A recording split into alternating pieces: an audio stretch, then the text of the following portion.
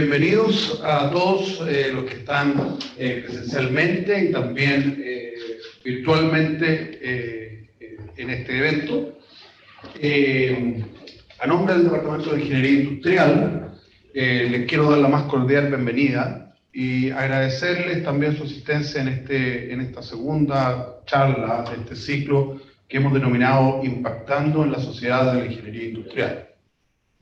En esta ocasión nos acompaña Alejandra Misala, prorectora de nuestra universidad y una muy distinguida académica de nuestro departamento, que dictará una charla sobre estereotipos y brechas de género en la educación. El Departamento de Ingeniería Industrial, desde su creación hace ya 58 años, se ha destacado por innovar y avanzar hacia cambios sociales importantes, sobre todo en el ámbito de la educación, que es una de las tareas y temas que hemos trabajado muchos académicos y en particular Alejandra. Me gustaría para esto iniciar la presentación o introducir la presentación con un video institucional que hemos preparado y en el que se recorre parte de nuestra historia y un poco da testimonio de lo que hacemos como departamento. Entonces, les quiero pedir que podamos ver este video unos minutos.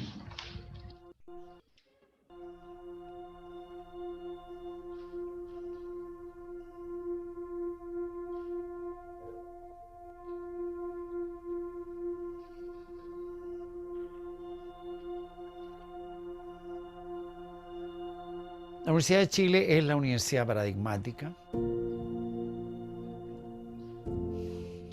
Yo dificulto que haya otros países, naciones que hayan dependido tanto en su gestación, en su desarrollo de una universidad como en el caso de Chile, la Universidad de Chile. La universidad pública más grande que tenemos históricamente ha tenido un rol social muy importante. Y nuestros estudiantes, siendo estudiantes de un departamento de ingeniería industrial, también mantienen eso, ese valor por lo público, por aportar a la sociedad, por contribuir ya sea en mercados privados, en el sector público, en la academia y en distintos sectores. Entonces siempre estamos pensando en el país, estamos pensando en qué necesita nuestro país. Y eso yo creo que es una impronta que tiene la Universidad de Chile desde su nacimiento. Porque además ingeniería industrial es una creación única en el mundo, una genialidad más. Enrique de Tiñí hizo una genialidad, el decano de aquella época. Dijo, los ingenieros del futuro tienen que saber de economía y gestión. Formando un profesional que iba a ser capaz de administrar sistemas complejos en forma articulada, lo que se conoce como la ingeniería de sistemas. Sistemas con componentes, con disciplinas distintas, con gente distinta, diversa, que no toda piensa igual. Y la Universidad de Chile concebió este profesional como el que iba a ser capaz de gestionar esta diversidad y esta complejidad. Entonces yo creo que tenemos esta mezcla. Cuando tomamos un problema, somos capaces de, primero, verlo en forma holística. Y esa diversidad en la formación es lo que vale después en el ámbito laboral. Sabemos que nuestros egresados tienen muy buenas oportunidades en el ámbito laboral y nuevamente en áreas muy distintas.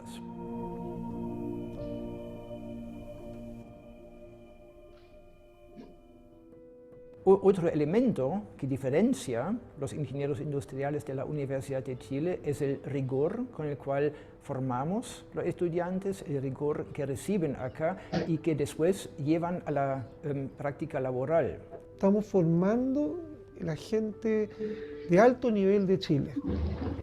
Hay una conversación que se da en el mundo, en la frontera, en todas las áreas.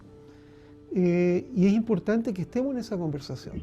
Y todos estos avances que se van logrando, estamos en ellos. En todas las áreas de investigación que se encuentran en el Departamento de Ingeniería Industrial, digamos, nosotros hacemos esfuerzo por mantenernos en la frontera, de que nuestros estudiantes puedan viajar al extranjero para relacionarse. De salir al mundo, de salir a ver lo que se está haciendo en el mundo, de ser actores internacionales, no por ser los mejores, en los conciertos internacionales tú nutres tu comunidad y nutres tu país. Porque en definitiva, claro, la Universidad de Chile, su compromiso grande es con su país y con su gente. Nosotros estamos conscientes que hay un montón de temas que si no los tomamos nosotros, el país no los toma. Y poco se hace en la empresa.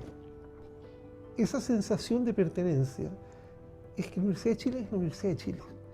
Es el país. Entonces, a mi juicio, la misión de todo académico de la Universidad de Chile es entregarse al bienestar de los chilenos, especialmente los chilenos que no tienen el privilegio de los que estamos aquí adentro.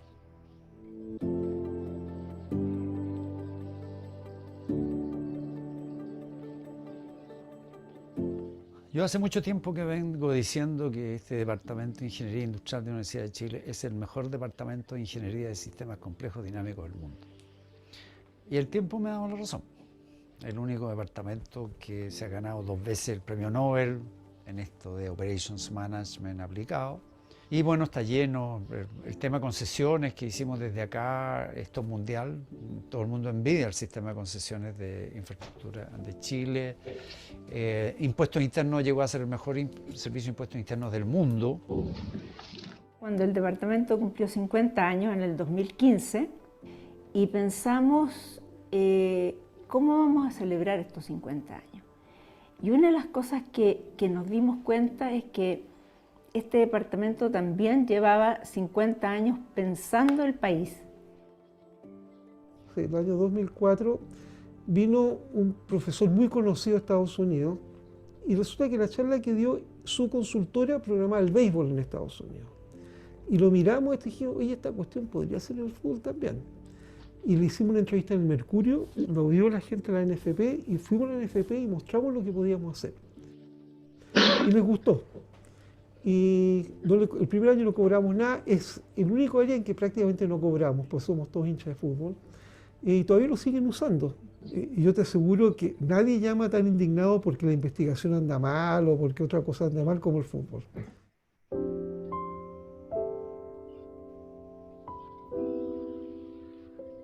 Bueno, esta galería es una de las imágenes más clásicas de la Facultad de Ciencia Física y Matemática, la Escuela de Ingeniería de la Universidad de Chile. Claro que sí, cómo no me va a recordar los amigos, los compañeros, no, una vida me recuerda. Una historia larga, me vine a Chile en el año 99, en su momento dije, me quiero 2 años. Y lo decía durante 8 años, siempre decía, me quiero 2 años más. Después dejé de decirlo y Chile me convenció. Y en primer lugar, lo que me convenció de quedarme acá es el Departamento de Ingeniería Industrial.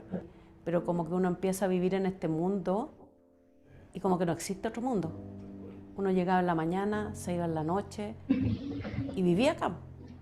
Entonces, para mí fue maravilloso y además mis amigos de esa época, algunos son amigos míos ahora, hasta el día de hoy. No conozco a nadie que no salga encariñado, que lo haya pasado bien, lleno de amigos de esta comunidad. Aceptación y diversidad verdadera.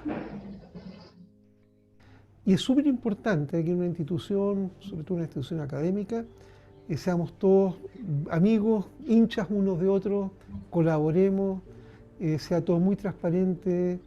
Es un departamento donde tú no gastas ni un ápice de energía en cuidarte, en hacer algún tipo de estrategia para lograr algo. Las cosas son súper fluidas, súper fluidas.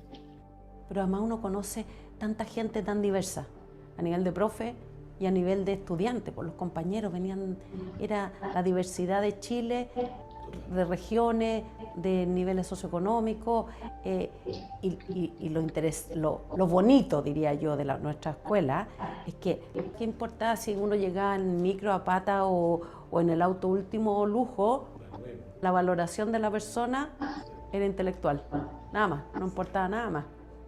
Hay una mística que tiene que ver con que las universidades son para formar personas íntegras. Y yo creo que es nuestro deber hoy día liderar a una reconversión de la educación, de ser una educación profesionalizante, a ser una educación para la vida, ¿no? Para la vida personal y la vida social. Y salvo excepciones, yo creo que la motivación por mejorar Chile y el mundo está a la base. Eso es lo que hay que cuidar.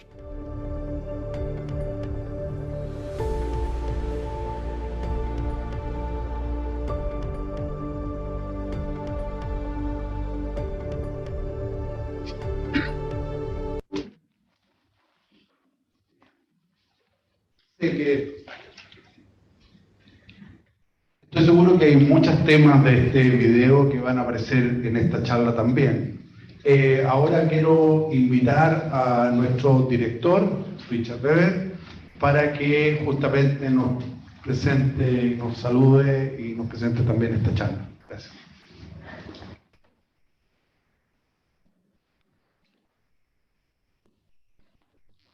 Gracias, Luis. Buenas tardes. Bienvenidos a todos aquí en la sala, también los que están por Zoom, en YouTube. También un gusto especial dar inicio a esa charla, que es parte de un ciclo que iniciamos hace un mes atrás. Ese ciclo tiene como tópico general impactando en la sociedad. Y eso es lo que es el Departamento de Ingeniería Industrial. El video lo decía.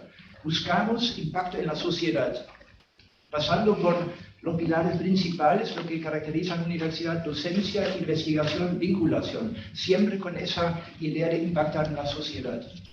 Hace un mes atrás iniciamos ese ciclo con la charla que nos enseñó mucha locura, era en vez de la locura, comunidad y conciencia de nuestro querido colega Carlo Vignola, aquí presente también, que tuvo mucho impacto. Hoy seguimos con ese ciclo y vienen más charlas mensualmente. Hoy tenemos la charla de Alejandra Misala, quien nos invita a pensar, a reflexionar sobre brechas de género, en particular en la educación. Alejandra es una institución en el Departamento de Ingeniería Industrial. Yo llegué en el año 99 y siempre estaba. Hoy me contaron que Alejandra creó el SEA. Yo pensaba que siempre existía. No siempre existía. Fue creadora del SEA. Después impulsó el magíster en Gestión y Políticas Públicas. Fue clave en la creación del Centro en Ingeniería de la Educación Avanzada, que ahora es Instituto en Educación Avanzada. Y también ha participado en muchas comisiones presidenciales y estoy seguro en otras también. Eso se vincula mucho con el tópico del ciclo de charlas, impactando en la sociedad. Pocos académicos y académicas lo han hecho como Alejandra, impactando en la sociedad. Aparte de ser destacada investigadora con muchas publicaciones, no voy a leer ahora el currículum, no entra en 3 páginas. Aparte de eso, es excelente docente, ahora prorectora, nos guía en el proceso de la universidad, inclusive la universidad, destacada profesora y querida colega en el Departamento de Ingeniería Industrial. Alejandra, muy bienvenida y muchas gracias por tu tiempo y tu charla hoy.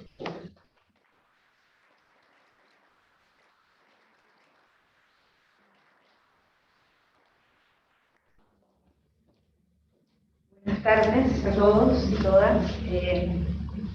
En realidad no voy a agradecer por la invitación porque soy de acá. Entonces, pero estoy muy contenta de poder estar en este ciclo y de estar en el departamento, porque en realidad, como dice Richard, estoy hace muchos años en el departamento y sigo estando porque sigo siendo académica del departamento, además de profesora. Lo que quiero contarles hoy día es una línea de investigación que he ido desarrollando a lo largo de varios años en temas de brechas de género en educación.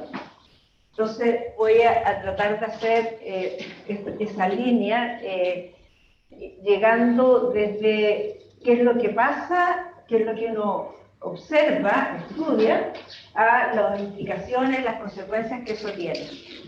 Entonces, en primer lugar, voy a hablar sobre estereotipos de género y lo voy a tratar de ejemplificar. ¿Qué es esto de que hablamos de estereotipos de género? Y luego mirar cómo se manifiestan en educación. Cómo se manifiestan, por ejemplo, en las expectativas de los futuros profes, de los estudiantes de pedagogía. Cómo se manifiestan en las interacciones que hay en la sala de clases. Cómo los padres y madres también manifestamos esos estereotipos de género.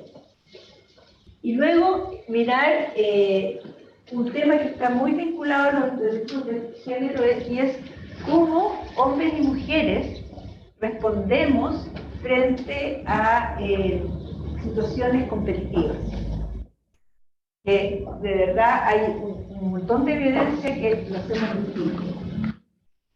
Y para terminar, como les decía, con las consecuencias, y una primera consecuencia se observa en enseñanza media cuando se eligen los cursos electivos, en tercer y cuarto medio. Cierto, consecuencia de eso también es cómo hombres y mujeres elegimos carreras universitarias. Realmente eso se manifiesta sin duda en el mercado laboral. Entonces ese es como el recorrido que voy a hacer y voy a partir por un ejemplo de estereotipos de género. Esto que tenemos acá es un campamento de niñas de quinto básico en temas de ciencia sobre comportamiento de los animales. Entonces, cuando recién partió el campamento, hicieron que las niñas dibujaran cómo ellos veían un científico, y aquí la niña dice, el científico es gordo, porque no tiene tiempo para hacer ejercicio, sus ropas le quedan chicas y están gastadas, porque tampoco tiene tiempo para ir a comprar. Y ahí está el científico con los pelos parados. Después, ¿qué es lo que hace el científico? Dice, bueno, el científico es un ermitaño en su laboratorio y experimenta pociones y estafa. Es un ermitaño, está encerrado en el laboratorio. Y le preguntan, ¿qué hace un científico? Dice, un científico es alguien que se hace preguntas y hace experimentos y estudios para encontrar respuestas. Perfecta la definición. Y el científico se llama Michael Priest. Ese es el primer día de un campamento en que las profesoras del campamento eran mujeres, científicas mujeres. Y el último día le hacen dibujar lo mismo y primero que nada dice que los científicos aprenden. Y ahí obviamente que es una mujer. Y luego los científicos pueden hacer muchas cosas, y hay un hombre y una mujer, y ahí están las pociones. ¿Sí? Pero aparece en primer plano una mujer. Y luego, de nuevo que hay una mujer en el dibujo, la definición es la misma, porque efectivamente es la definición, pero el nombre del científico es Gabriela Quintana.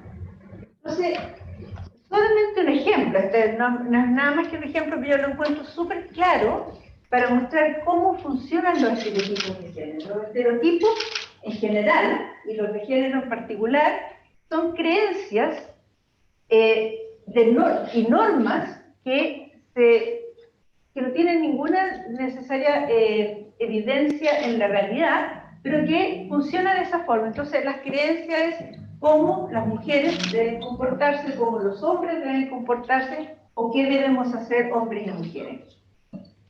Entonces, hay temas donde se manifiestan mucho los estereotipos de género, y uno es en lo que pasa con las matemáticas. Y efectivamente está esta creencia, este estereotipo, que las mujeres somos malas para las matemáticas o que no nos gustan las matemáticas. Y si ustedes ven, este es la prueba de PISA 2018 y este es el resultado de la prueba de matemáticas. Todo este lado de acá son resultados donde los hombres tienen mejores puntajes que las mujeres. Aquí está Chile. Lo que está en celeste es aquellos países donde no hay diferencias significativas entre hombres y mujeres. Y a la derecha hay países donde las mujeres tienen mejores resultados que los hombres. Entonces uno dice, bueno, efectivamente no siempre a las mujeres les va peor que a los hombres. Y hay estudios que tratan de mirar eso. Un estudio hace un análisis de la prueba PISA de matemáticas, precisamente, y concluye de que y este estudio es básicamente correlación. Aquí no hay causalidad, tengo que ser súper clara, correlación. Y dice, mire, las brechas de género se correlacionan con las oportunidades económicas y sociales de las mujeres en ese país. Y luego hay varios otros estudios, pero hay un meta-análisis que mira varios estudios hechos con TIMSS, que es la otra prueba internacional, y con PISA. Son las dos pruebas internacionales más conocidas, que la dan muchos países, y sigue encontrando más o menos lo mismo. Dice que las diferencias entre los países están muy correlacionadas con la participación de las mujeres en el mercado laboral, en investigación en particular, con la participación parlamentaria, con la matrícula escolar. Entonces, lo que estamos diciendo es que al menos hay una correlación entre cómo son los países en términos de género, de igualdad de género, y lo que resulta con las pruebas de matemáticas internacionales. También uno podría pensar de que hay una relación entre los países que tienen mejores resultados, a lo mejor la brecha es menor. O sea, mejores resultados en los puntajes de la prueba PISA, a lo mejor la brecha es menor. Pero no hay ninguna relación, aquí está, entre la brecha entre mujeres y hombres y en los resultados del país. Sí hay correlación entre la participación laboral femenina y la brecha. Es mucho menor la brecha cuando hay mayor participación laboral femenina. Aquí está comparada con la participación de los hombres.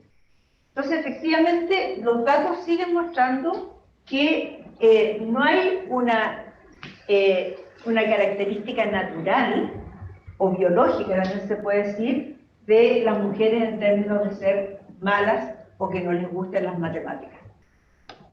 Entonces, ¿cómo se manifiestan estos estereotipos en educación? Y el primer resultado que les quiero mostrar es de un trabajo que hicimos con Salomé Martínez, que es del Departamento de Ingeniería y Matemáticas, y con un estudiante tesista del Magíster de Economía, del departamento. ¿Y qué es lo que nosotros tratamos de mirar? Trabajando con estudiantes de pedagogía básica, ¿cómo eran las expectativas de estos estudiantes respecto del comportamiento de niñas y niñas en matemáticas?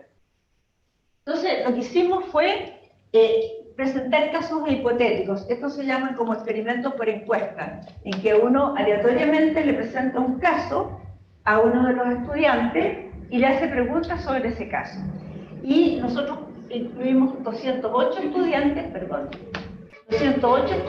de 17 universidades distintas, para que no hubiera ningún sesgo de que el tipo de universidad, y les pusimos un caso. La única diferencia entre los casos era el nombre del niño. Era Alejandra o Alejandro, o Mario y María.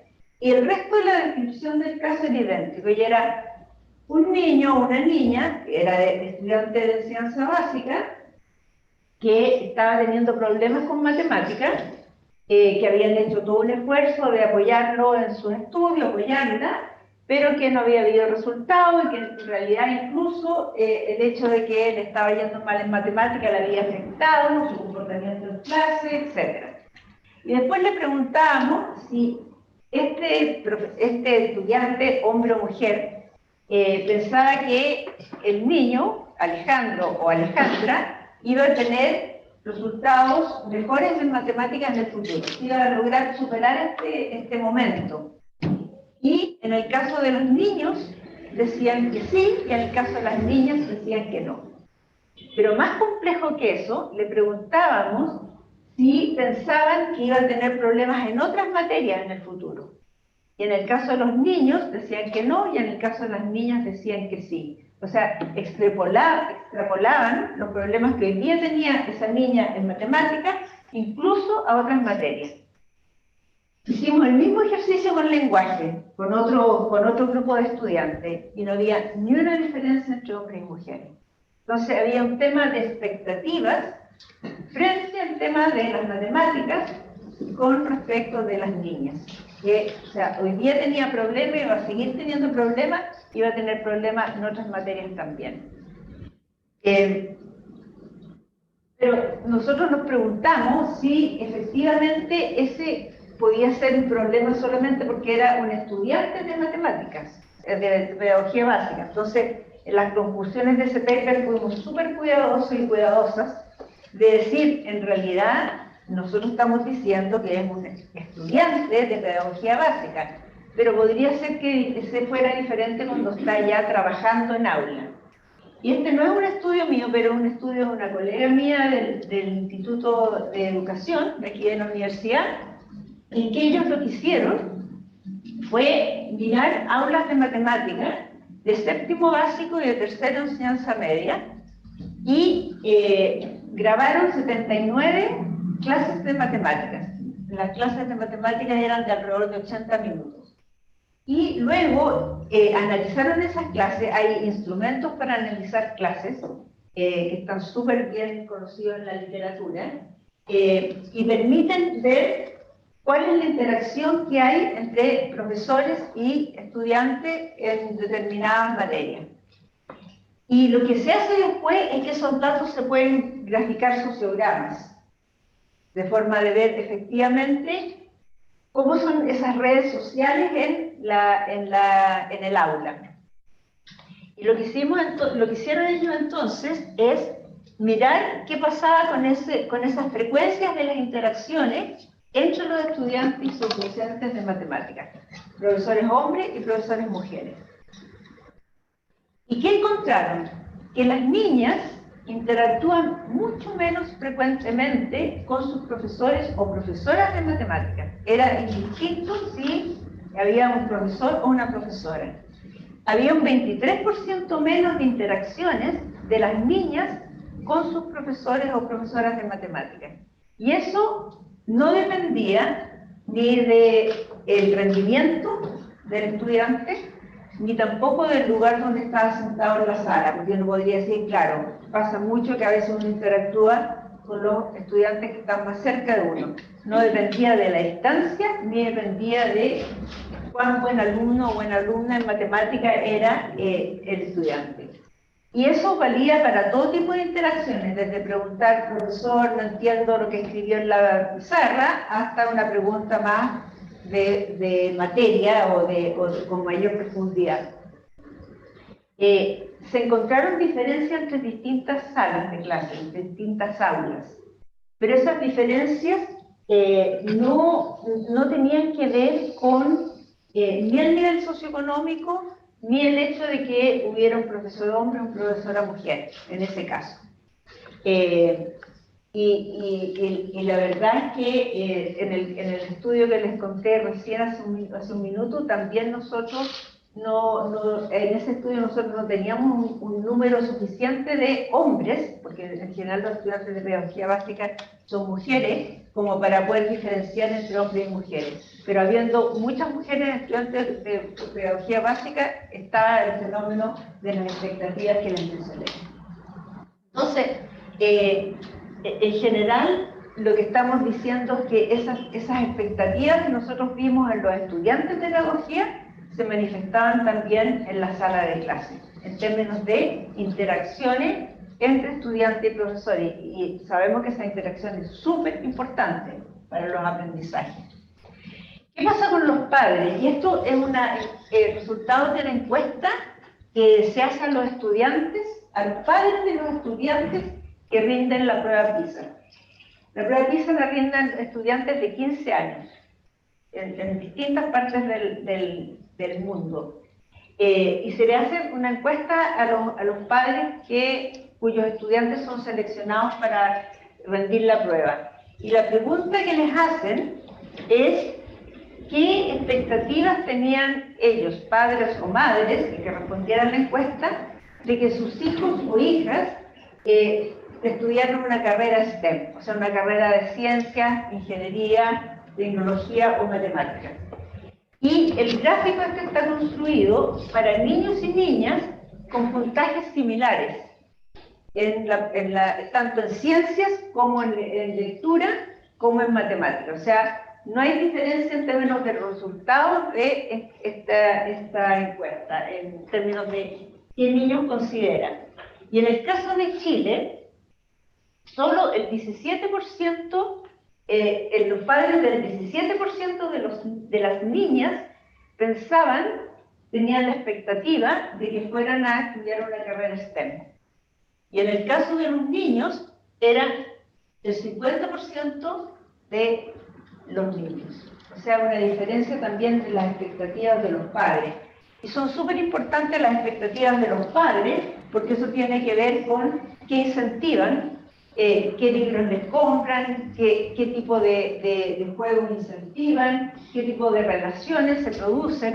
Entonces, tan importante como las expectativas de los profes o lo que ocurre en la sala de clase es lo que ocurre con los padres. Entonces veamos ahora cómo hombres y mujeres respondemos a situaciones competitivas, situaciones que son complejas desde el punto de vista de superar ciertos obstáculos. Aquí hay un concepto que es importante que se llama amenaza de estereotipo, que es una situación donde un grupo que es estereotipado, pueden ser mujeres versus hombres, blancos versus negros, asiáticos versus no asiáticos, cualquier grupo estereotipado en cualquier sentido, porque a veces los estereotipos son positivos, no siempre los estereotipos son negativos. Entonces, ¿qué es lo que pasa cuando hay una amenaza de estereotipo? Es una situación donde el miembro de un grupo social discriminado está en riesgo de confirmar como una característica propia un estereotipo negativo, en el caso de la amenaza de estereotipo, un estereotipo negativo. Y obviamente el estereotipo negativo en el caso de las mujeres es que o no nos gusta o somos malas para las matemáticas. Al mismo tiempo pasa, efectivamente, que las mujeres tenemos menor autoconfianza en nuestros conocimientos en matemáticas y por tanto mayor ansiedad en las matemáticas. Y eso también hay un montón de estudios que muestran eso. Y por tanto, los puntajes en las pruebas pueden perfectamente subestimar la habilidad cognitiva de una persona. ¿Por qué? ¿Por qué se subestima la habilidad cognitiva? Porque la amenaza de estereotipo genera una sobrecarga en la memoria de trabajo. Entonces, parte de tu memoria de trabajo está afectada por el estereotipo. Y hay una cantidad importante de estudios que lo hacen básicamente los psicólogos, que muestran cómo funcionan esos estereotipos. Uno de estos estudios, este estudio que es bien antiguo, pero que es muy interesante, lo que hacen es que hacen un estudio en una universidad norteamericana donde hay muchos estudiantes asiáticos. Y tomaron estudiantes de primer año de una carrera de ingeniería, todas asiáticas, mujeres asiáticas, y con puntajes similares de ingreso en la prueba, en el SAT, que es la prueba de ingreso en la universidad en Estados Unidos, y las separaron en 3 grupos. Y la prueba era la misma, solo que había una parte inicial de la prueba, como introductoria, en que le hacían preguntas a las estudiantes. En uno, las preguntas estaban todas vinculadas al hecho de ser asiática. De qué origen era su familia, cómo se sentía siendo una persona que tenía ancestros asiáticos, todo vinculado con el tema de ser asiático. En otro era el tema de ser mujer. Entonces, cómo se sentía siendo mujer en la carrera de ingeniería, etc. Unas preguntas que le recordaban su ser mujer. Y un tercer grupo le hacían preguntas, su dirección, en Chile nos preguntarían el RUT, la dirección, cosas completamente neutras. Y los resultados de la prueba fueron que a las mujeres que le recordaron su ser asiático les fue mucho mejor que aquellas que le hicieron estas preguntas neutras, y mucho peor a las mujeres que le recordaron su ser mujer. Y eso es nada más que recordarle estereotipos, o sea, le muestra el estereotipo. Y esa autoconciencia genera efectivamente un efecto sobre la memoria de trabajo y sus resultados en la prueba. Por tanto, esta brecha de resultados que uno observa puede ser perfectamente un artefacto que está asociado a la evaluación. Y no es que la prueba tenga sesgo, sino que es el estereotipo que funciona. Porque muchas veces se dice, por ejemplo, que la PSU o ahora la PAES tiene sesgos contra las mujeres. Y a mí me consta que el DEMPRE es súper cuidadoso de chequear que las preguntas no tengan ese tipo de sesgos. Sin embargo, se produce. Y lo vamos a ver en el caso de Chile, se lo voy a mostrar en un segundo. También hay diferencias entre mujeres y hombres en aversión al riesgo y en actitudes hacia la competencia, que por cierto tienen origen cultural. No voy a entrar mucho en eso porque no quiero alargarme mucho, pero puedo después comentarlo más hacia el final. Entonces, déjenme mostrarles qué pasa en Chile con este tema de la competencia en educación y las decisiones que se toman. Estos son resultados del CIMSE, está hasta el 2018 porque tuvimos una suspensión de CIMSE durante la pandemia y recién ahora vamos a conocer luego los resultados del CIMSE que se tomó el año pasado. Pero si ustedes se fijan en matemática, en cuarto básico, en sexto básico, no hay diferencias entre hombres y mujeres. Había diferencias en el segundo medio, pero estas diferencias ya no existen en las últimas pruebas. Por tanto, de verdad no hay diferencia entre hombres y mujeres hoy día, o sea, no sé si hoy día, hasta el 2018, en las pruebas CIMSE de matemática. Sin embargo, miren los resultados de la PSU de matemática. Permanentemente a los hombres les va mejor que a las mujeres. ¿Cuál es la diferencia entre la prueba CIMSE y la prueba PSU en este caso? Que las pruebas CIMSE es una prueba no competitiva. Las dos son pruebas estandarizadas. Las dos miden el currículum escolar, pero una es competitiva en el sentido que estoy jugándome la entrada a la universidad, y la otra, ni los estudiantes, ni los profesores, ni sus padres conocen el puntaje de un niño en el CIMSE.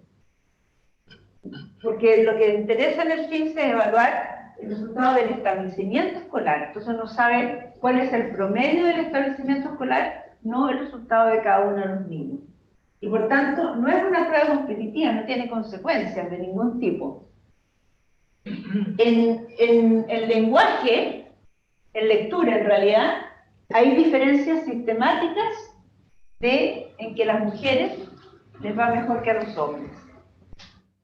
Y eso es totalmente siempre, no son estas pruebas. Pero miren lo que pasa en la PSU de lenguaje. Toda esa diferencia se achicó aquí.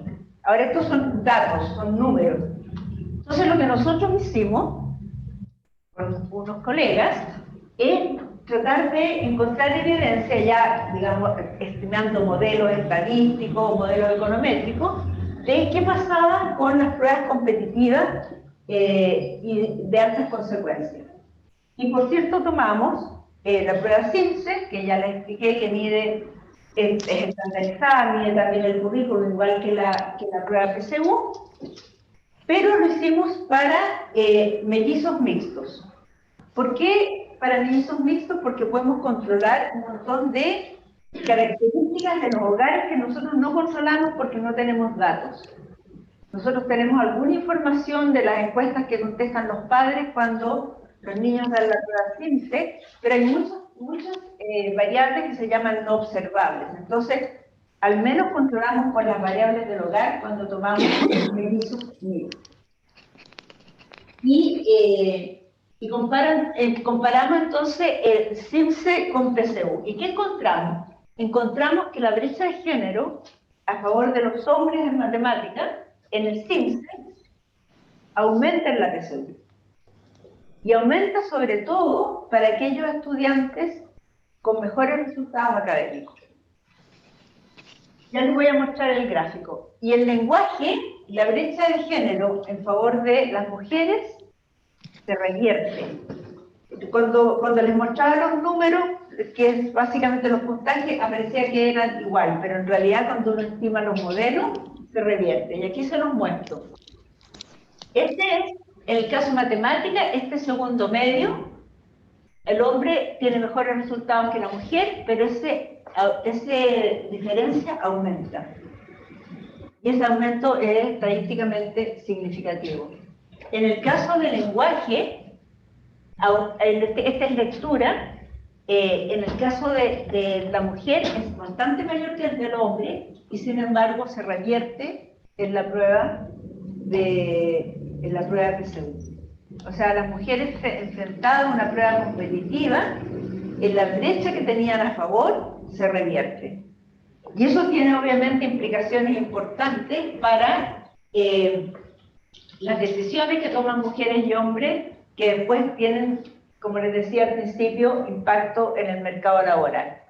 Entonces, lo primero que miramos fue qué pasa con los cursos electivos en tercer y cuarto medio.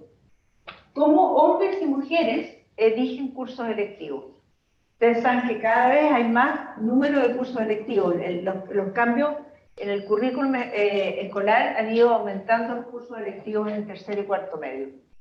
Y en realidad se ha estudiado súper poco cómo hombres y mujeres eligen cursos electivos en esos grados, aunque en realidad es súper importante desde el punto de vista de las decisiones que se siguen tomando más adelante. Nosotros lo que hicimos fue analizar datos administrativos que tiene el Ministerio de Educación para enseñanza media científico-merista. No lo hicimos para técnico profesional. Y tomamos las cohortes desde el 2012 hasta el 2021, utilizando, y ahí utilizamos modelos multinivel que nos permiten mirar la sala de clase, el colegio, o sea, el individuo, la sala de clase y el colegio. Y lo que encontramos nosotros es que los estudiantes, hombres y mujeres, toman decisiones muy estereotipadas desde el punto de vista de género. En general, y les voy a mostrar en un segundo, las mujeres tienden a tomar cursos electivos humanistas o de ciencias sociales o de arte, y los hombres de ciencia y de matemáticas. Ahora, esas diferencias que nosotros encontramos no se explican por el rendimiento académico de hombres y mujeres. Nosotros teníamos todas las notas de enseñanza media y por tanto podíamos controlar con las notas incluso del área. Y efectivamente no había explicación que tuviera que ver con el rendimiento, como que yo me estoy alejando de una materia en el que me va mal, sino que independientemente del rendimiento, o sea, estudiantes, hombres y mujeres con similares rendimientos, elegían diferente. Ahora, encontramos diferencias entre establecimientos educacionales de distinto nivel socioeconómico. Y lo que encontramos es que era más estereotipada la elección de electivos en los establecimientos de alto nivel socioeconómico, en términos de hombres eligiendo matemáticas y mujeres eligiendo arte. En los establecimientos de nivel socioeconómico medio alto o medio, había menos elecciones estereotipadas. Pero no tanto por las matemáticas, sino que por biología y química. Las mujeres tendían a elegir biología y química en mayor medida en esos establecimientos. También encontramos que algunas características de los establecimientos ayudaban a disminuir esas brechas de elección. Una de las características era que hacían las generaciones anteriores. Por ejemplo, si la generación de mujeres de la cohorte anterior elegía más cursos de matemáticas o de ciencias, eso también se producía en las mujeres que estaban eligiendo en ese momento. Y también la otra cosa que afectaba en forma positiva, digamos, de disminuir la brecha, era la cantidad de profesoras mujeres en cursos de matemática o en cursos de ciencia. Ahora, una cosa que nos dije y es importante, que este mayor estereotipo que se producía o elección estereotipada que se producía en los establecimientos de nivel socioeconómico alto versus los establecimientos de nivel socioeconómico medio, no tiene que ver con la oferta, porque la oferta de cursos electivos obviamente no es igual en todos los establecimientos. Los establecimientos de mayor nivel socioeconómico tienen una mayor oferta de cursos electivos. Pero controlando por eso también encontramos los mismos resultados. Aquí tengo algunos datos para mostrarles. Por ejemplo, aquí lo que estamos graficando es el porcentaje de estudiantes de enseñanza media científico-humanista, o sea, estoy hablando de tercer y cuarto medio, que es cuando eligen curso electivo, eligen al menos un curso electivo en el área según género. Y en el caso de ciencias, los hombres tienden a elegir más que las mujeres. Y eso se hace mucho más fuerte en el caso de matemáticas. Ya ciencia es estereotipado, pero matemática es mayor. Y lo que modera un poco lo de ciencias es que las mujeres sí tienden a elegir biología. Y química en menor medida, pero biología es un área científica que las mujeres elegimos. En historia también hay una mayor preeminencia de las mujeres, que es más grande en el caso de lenguaje y literatura. O sea, donde están más fuertes las diferencias son en matemáticas y en lenguaje y literatura. Filosofía también hay más elección por parte de las mujeres, arte es más parejo y en educación física más por el lado de los hombres. Y esto obviamente se manifiesta en lo que pasa con las carreras universitarias. Estos son datos del sistema de información de educación superior. Hoy día las mujeres, este es el año 2020, pero eso se ha mantenido en el tiempo, hay más mujeres que hombres en educación superior y en particular en las universidades. O sea, las mujeres están representando hoy día 55% de la matrícula de pregrado.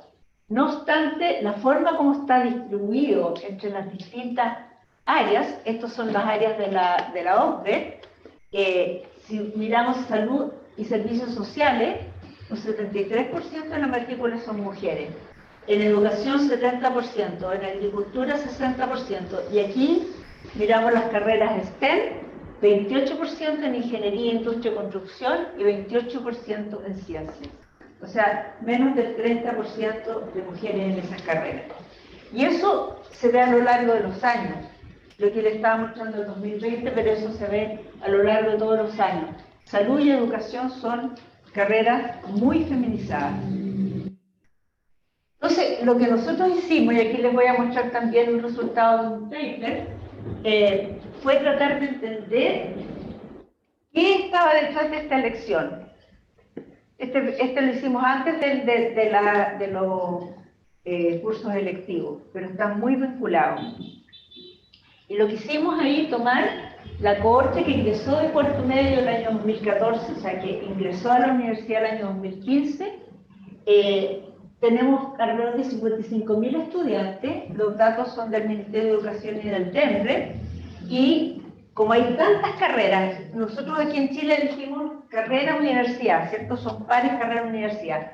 No podíamos trabajar con pares carrera-universidad porque era enorme la cantidad de datos. Entonces, lo que hicimos es que en el caso de las carreras, las agrupamos por áreas, que son las típicas áreas de la OECD, y en el caso de las universidades las agrupamos en 4 grupos, 3 grupos del CRUCH y un grupo que era, ese año ya estaban participando en el sistema centralizado algunas universidades privadas no tradicionales. Y las del grupo del CRUCH las pusimos, el grupo 1 es básicamente la Católica y la Chile, el grupo 2 dependiendo de los años de acreditación. Y estimamos un modelo que nos permite ver cómo hombres y mujeres elegían esas carreras.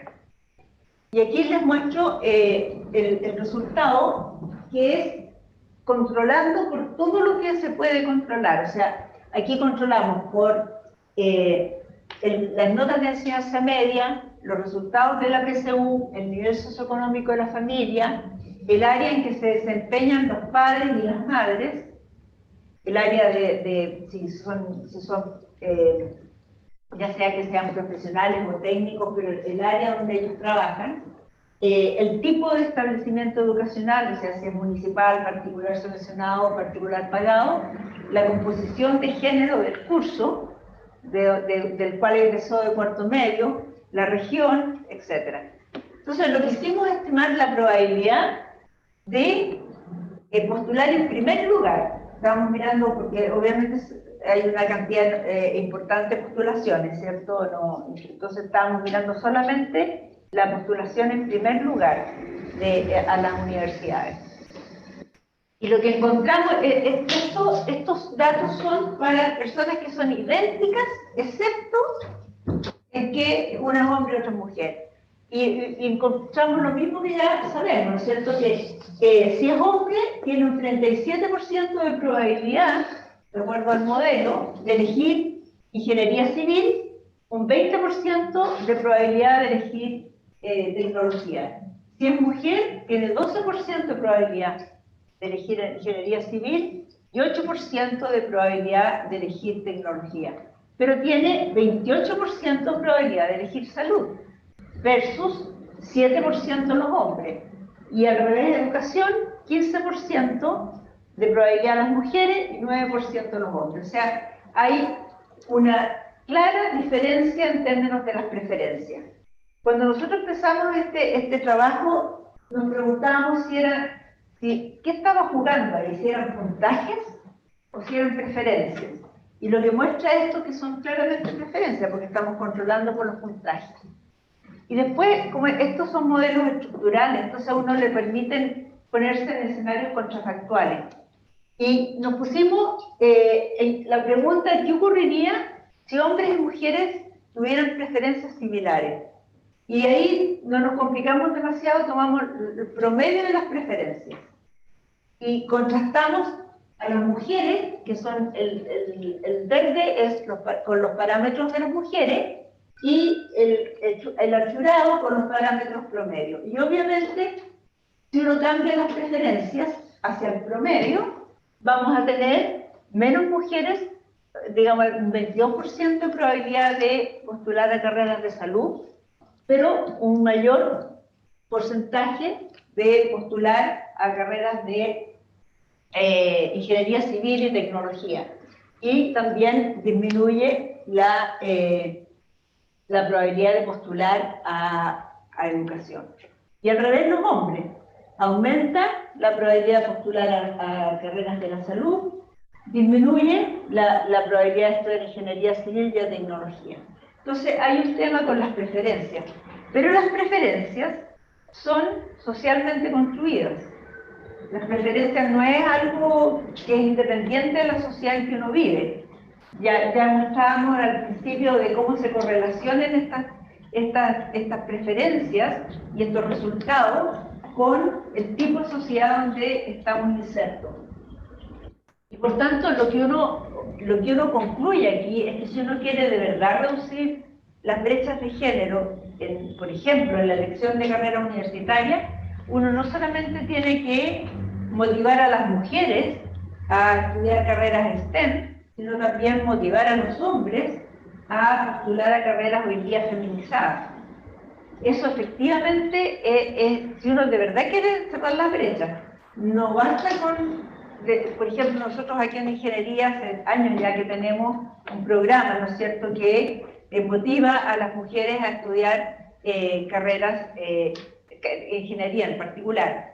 Pero efectivamente necesitamos más que eso. Y de hecho la Universidad de Chile tiene el mismo programa que existe para ingeniería, que también lo tiene economía, lo tiene en trabajo social y lo tiene en educación de párvulos.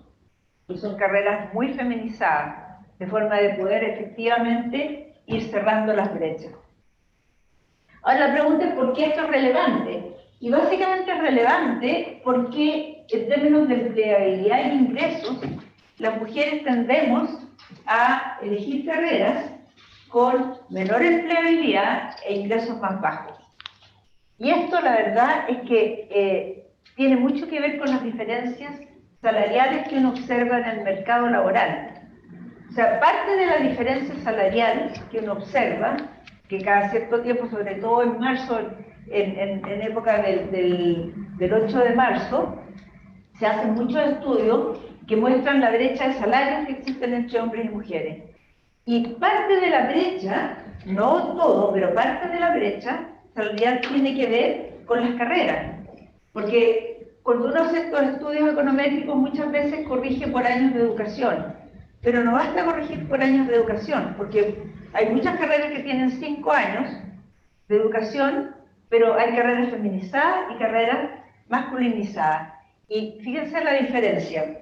Estos son datos del Mineduc. El gráfico lo saqué de un estudio de comunidad mujer, pero están basados en datos del Mineduc, de Mi Futuro, y que tienen los ingresos esperados al primer año de egreso de la universidad. Y fíjense, las carreras masculinizadas, estos es basado en el año 2020, las carreras masculinizadas alrededor de 1 millón de pesos, las carreras más equilibradas 800, 900, y miren las carreras feminizadas. O sea, hay un tema súper importante en términos de brecha de ingresos que tienen que ver con cómo elegimos hombres y mujeres las profesiones. Pero también tiene que ver con los talentos que se pierden. Se pierden talentos de mujeres en las áreas masculinizadas y también talentos de hombres en las áreas feminizadas. Entonces, no estamos aprovechando bien nuestros talentos porque, de alguna forma, tanto hombres como mujeres elegimos de una forma muy estereotipada las carreras. Y también en el mercado laboral. O sea, esto es solo un resultado. Lo que les estoy mostrando aquí del mercado laboral no es más que un resultado de todo lo que hemos estado mirando. Aquí es predominancia, pero fuerte, de hombres en construcción, en minería y en transporte y logística. Y aquí, en educación, salud y servicio doméstico, una predominancia enorme de mujeres. Que de nuevo son, si uno mira en términos de ingresos, esas profesiones tienen brechas de ingresos súper importantes. Entonces, necesitamos movernos digamos, achicar estas brechas, pero el mensaje que al menos yo quiero dar es que esto parte desde el nacimiento, desde el preescolar, desde lo que pasa en la casa. No basta con lo que hacemos cuando tenemos estos programas aquí en ingeniería o en trabajo social, estamos tratando de corregir.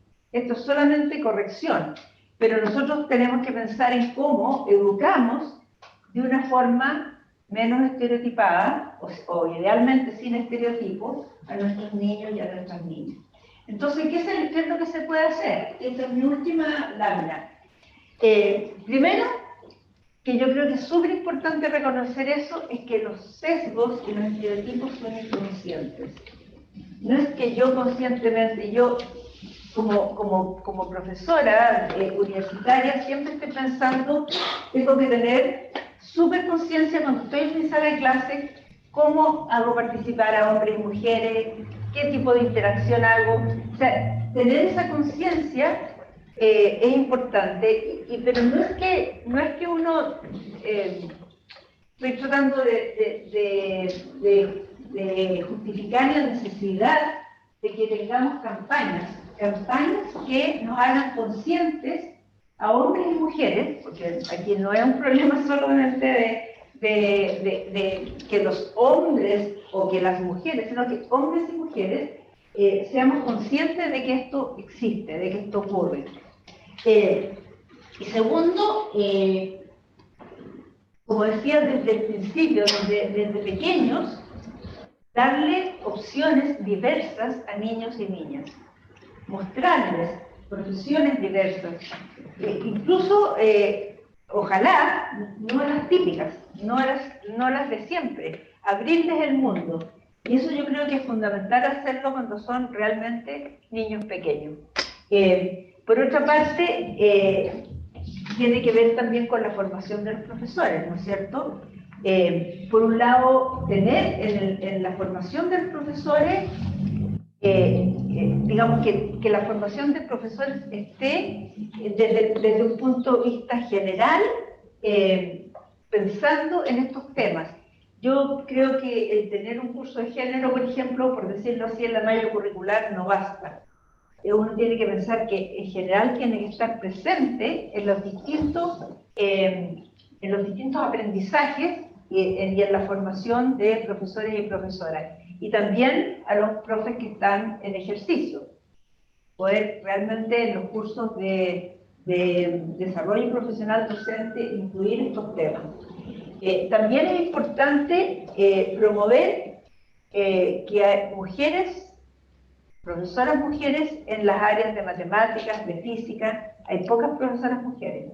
Ustedes se fijan en los datos, hay bien pocas mujeres en esas áreas. O sea, siendo educación un área feminizada, al interior de educación también hay separaciones, hay brechas entre, por ejemplo, biología, química versus, estoy pensando en profesores de enseñanza media, versus matemáticas y física. Y por cierto, yo creo que es súper importante facilitar, y eso es lo que se ha estado haciendo en Chile, por ejemplo, y yo creo que hemos ido avanzando mucho, facilitar la participación de las mujeres en política, en los directorios de la empresa, que haya visibilidad de muchas mujeres en ese tipo de cargos. Y por cierto, de hombres haciendo cosas que no son típicas desde el punto de vista estereotípico de los hombres. Eso es lo que les quería contar. Muchas gracias.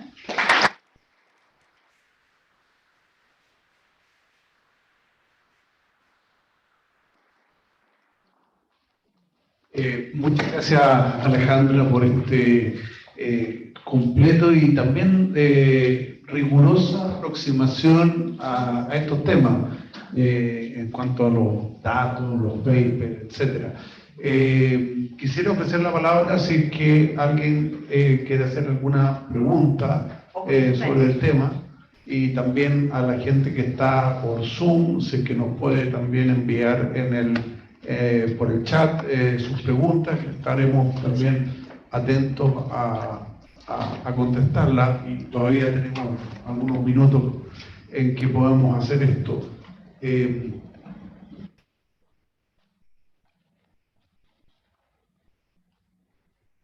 Si no, sobre la última crítica de esto de que las mujeres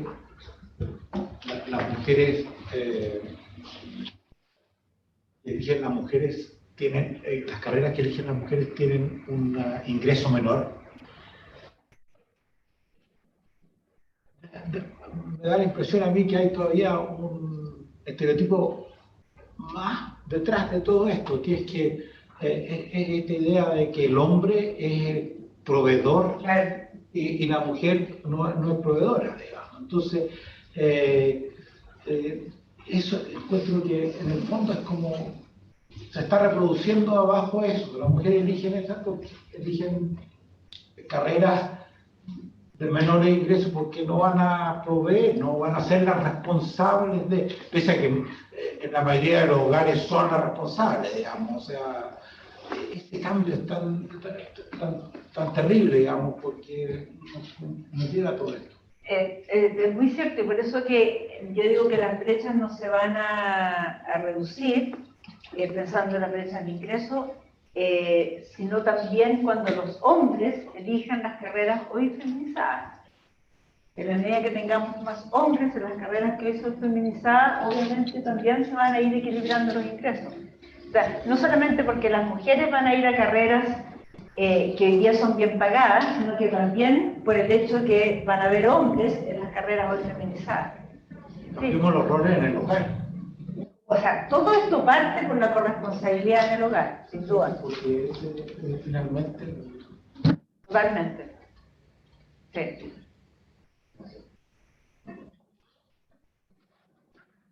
¿No? A ver, yo encuentro extremadamente importante este tema, y ojalá que sigan otras investigaciones sobre otros temas como el de clase, por ejemplo. Yo creo que también en Chile es una variable sumamente complicada. Me alegro mucho que hayas puesto énfasis en lo del subconsciente, porque hay personas que creen que, por ejemplo, no son racistas, no son machistas, y efectivamente estadísticamente son pocas las diferencias entre hombres y mujeres en eso. Pero yo creo que, mirando hacia atrás, yo creo que como Universidad de Chile Paradigmática, nosotros debiéramos pasar de esto a la acción. Richard me lo hacía ver cómo hacemos esto nosotros en el Departamento de Ingeniería Industrial en particular para corregir de alguna forma. Yo creo, por ejemplo, el tema de la conducta de los profesores, ¿cierto? Hay una parte que uno dice, no, yo no soy machista, esto de las relaciones, no sé a qué le pregunto, pero cuidado con el subconsciente. Entonces yo creo que hay un gran desafío para todos nosotros de abordar y transformar esto en cierta práctica. Yo creo, por ejemplo, que hay que eliminar los nombres en las pruebas. Yo creo que hay que recurrir a números. Yo aseguro que las personas que tienen nombres chilenos le escriben su nombre y hay un C. Esto es un experimento que tú conoces muy bien, de raza en Estados Unidos. La prueba que le hacen a un grupo es exactamente la misma al otro. La única diferencia es que en antecedentes personales en uno preguntan raza y otro no preguntan raza. Y son solo estudiantes afroamericanos. Entonces, lo que tú le preguntas a una persona ya activa un inconsciente. O sea, yo muy agradecido, muy contento. Yo creo que tenemos un desafío como miembros de la CONDOC, de la Comisión de Docencia, pero creo que para los jóvenes, también para los estudiantes, que se tomen en serio y desde sus organizaciones empecemos a ver cómo nos hacemos cargo de estos estereotipos, ¿no? Y el tema en particular del estrés, por ejemplo. Ese tema en mi opinión es fundamental. Hay personas que saben mucho, pero no saben dar pruebas, porque se estresan de más. Entonces a lo mejor vamos a tener que hacer sesiones de meditación, todo un trabajo con el estrés para medir efectivamente. Eso tiene que ver con la autoconfianza. Hay una tesis que acabamos de terminar con Daniel Schwartz. Daniel fue co-guía, yo fui guía de una estudiante del Magíster de Economía, en que ella miró el tema de autoconfianza, siguiendo con esta línea de investigación, el tema de autoconfianza y cómo eso afecta, primero cómo afecta las decisiones de nuevo de las carreras, y había un efecto, de nuevo no era causal, pero había una correlación entre la forma como elegía carreras, digamos, ahí entendiendo como las carreras más competitivas, más exigentes, y la autoconfianza ya había correlación, pero después hicimos un experimento por encuesta también, en que lo hicimos con estudiantes de la Chile, de cuarto, quinto año, viendo cómo podíamos motivar a que mujeres estudiaran un magíster. Y hicimos dos acciones afirmativas. Uno era que le poníamos el caso a los estudiantes, decía, el profesor o la profesora te ofreció una muy buena carta de recomendación, destacando tus buenas habilidades, tus resultados. Y eso funcionaba bien poco. Pero la otra, y me acordé mucho del Magíster de Economía, becas para mujeres. Y eso funcionaba súper bien. Como una forma de decir, ¿sabes qué? Nosotros te apreciamos, nosotros te valoramos, nosotros te queremos. Entonces se ofrecían becas.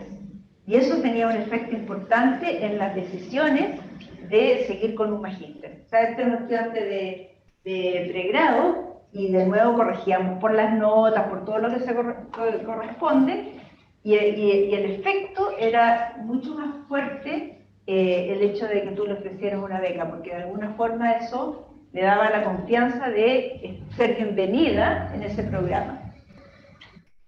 Entonces yo creo que hay muchas cosas que se pueden hacer, pero concuerdo contigo en que lo fundamental es lo que pasa en la sala de clase. lo que pasa en las relaciones con nuestros estudiantes. Y yo, sinceramente, a pesar de que estudio este tema, siempre me estoy preguntando si lo estoy haciendo bien. Sí, ¿por qué es inconsciente? ¿Por qué es inconsciente? Entonces uno tiene que estar revisando, se tiene que estar muy consciente de cómo uno actúa, y eso que tú dices respecto de raza, respecto de clase, respecto de género, todo es más o menos es similar. Aprovecho de agregar una información de un estudio de una escuela de negocio. 90 corporaciones le preguntan por el perfil del MBA que quieren ahora. Y sorpresa, el número 1 es el nivel de autoconciencia. Precisamente porque tú estás diciendo, aumentando el nivel de conciencia de sí, de mi inconsciente, mis estereotipos personales. Y me encanta poder decir que en el curso de Introducción a Ingeniería Industrial el objetivo pedagógico número 1 es expandir conciencia de sí. Gracias. Hay una pregunta.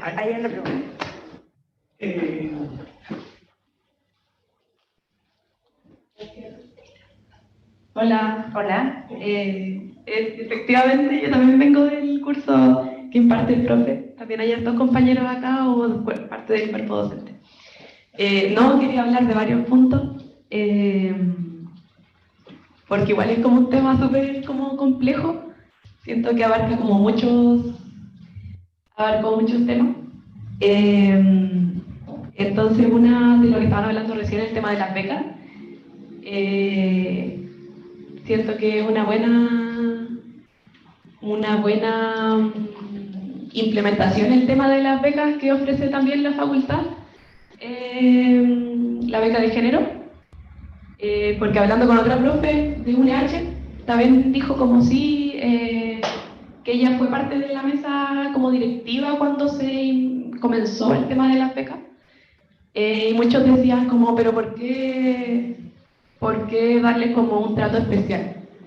Y eso es como también como un punto de vista que prevalece muchas veces.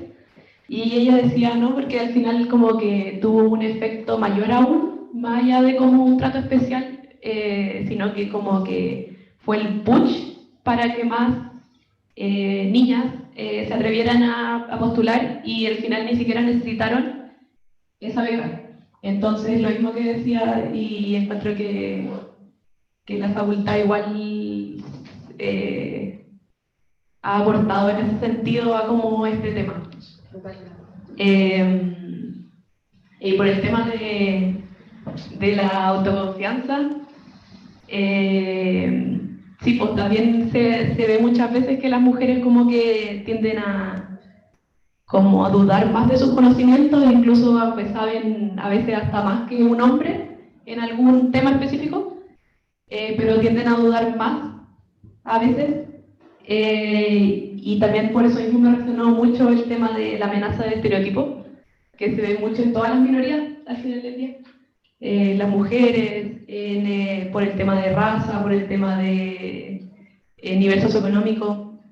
Entonces como que todo viene al final de eso, de los estereotipos y también de la infancia, que al final es muy inconsciente el tema de los juguetes, el tema de que regalen un bebé a las niñas, que cuiden, que sean cuidadoras. También eso lleva al tema de que elijan trabajos que son cuidadoras, párvulo, enfermería.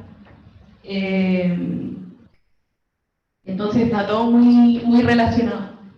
Y incluso muchas veces ni siquiera pueden trabajar las mujeres porque tienen que estar cuidando a gente en su casa, que es un tema también muy hablado por el tema de la pandemia, que el tema de la falta de trabajo, porque tienden a cuidar y tienden a ser como moralmente las que, o en la misma familia, ya yéndonos a otro tema, no sé, una hermana y dos hermanos, la hermana tiene que cuidar a los papás después. O tiene que cuidar si es que tiene, no sé, un hijo, un pariente que tiene alguna necesidad especial. Entonces siempre todo tiende a lo mismo. Y sí, es un tema complejo, pero siento que dentro de la facultad están yendo ya por el buen camino, incluso solamente haciendo esta charla, se aprecia. Eso.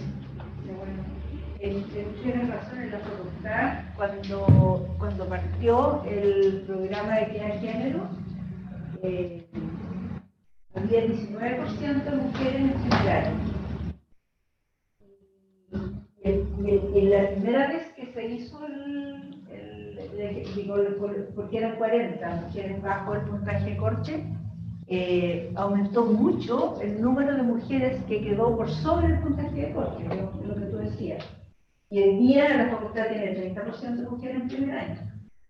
O sea, es realmente un efecto importante. Y eso ya hace un cambio muy importante en lo que pasa en la sala de clases, en lo que pasa con los profesores. Y también ha habido un aumento importante de profesoras mujeres. También hay un programa para atraer mujeres a la academia. Entonces yo creo que eso va cambiando la forma de relacionarse, la forma de pensar los temas, y yo creo que ha sido bien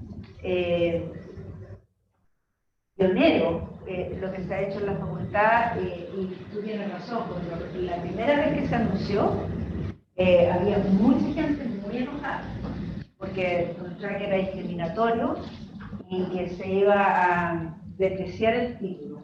Y escuché ese comentario, que el título de género se iba a depreciar, porque ahora era comillas muy fácil. Y nada de eso ocurrió, todo lo contrario. Yo creo que se ha hecho una carrera aún más interesante y desafiante para hombres y mujeres.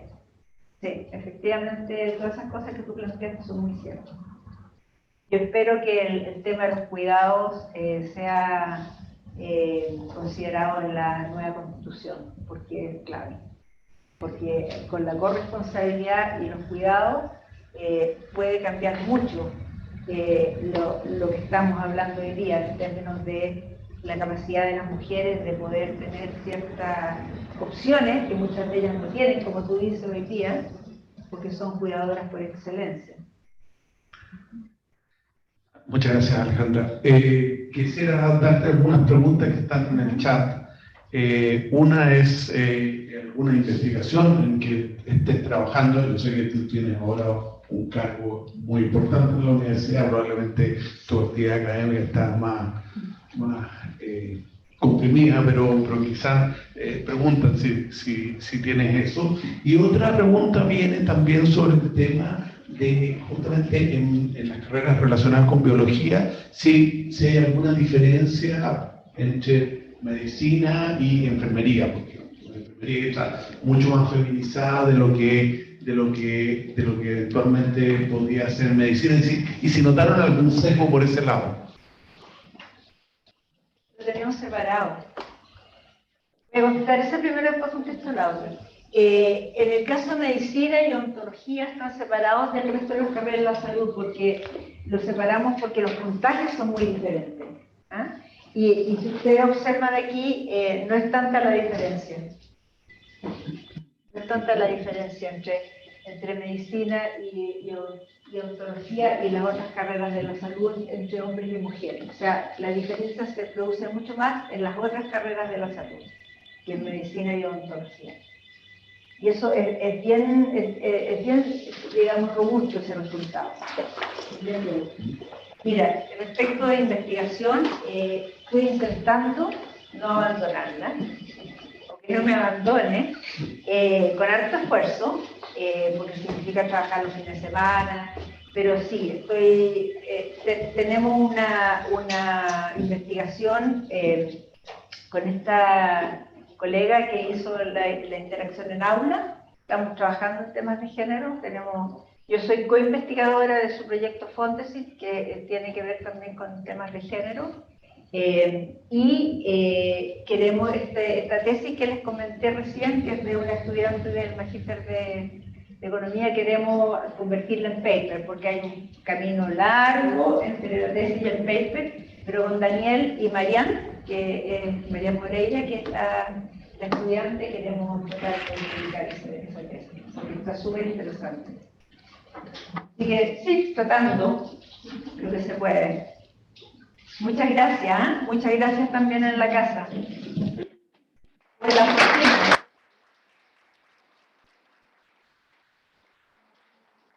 Muchas gracias, Alejandra, y con esto damos por concluido esta charla y le agradecemos a todos por haber participado. Muchas gracias.